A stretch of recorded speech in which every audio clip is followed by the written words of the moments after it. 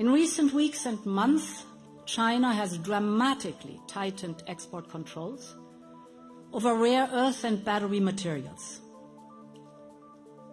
At least to some extent, this is part of wider economic friction between China and the United States, but it has a huge impact on us here in the European Union.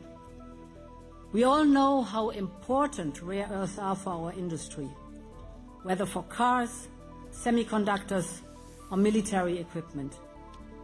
The decisions announced by the Chinese government on October 9th poses a significant risk. In essence, these actions would severely hamper other countries, except China.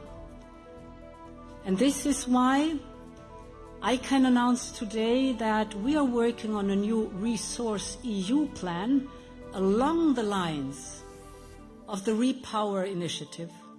Repower EU helped us to overcome the energy crisis together after Putin cut us off the Russian fossil fuels.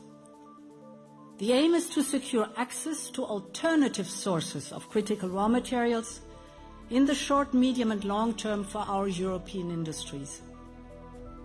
And it starts with a circular economy, not for environmental reasons, but to exploit the critical raw materials already contained in products sold in Europe. Some companies can recycle up to 95% of critical raw materials in batteries. This means extracting precious raw materials, reducing waste, and of course promoting sustainable resource management. In addition, we will focus on everything from joint purchasing to stockpiling. We will boost investment in strategic projects for the production and processing of critical raw materials here in the European Union. We'll speed up work on critical raw materials partnerships with countries like Ukraine and Australia, Canada, Kazakhstan, Uzbekistan, Chile, and Greenland.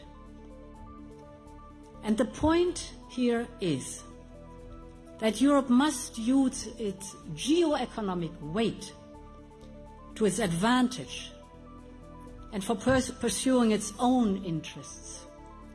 This is ultimately how Europe can find its place in today's global economy. And it is how it can thrive within this new era of confrontational geoeconomics.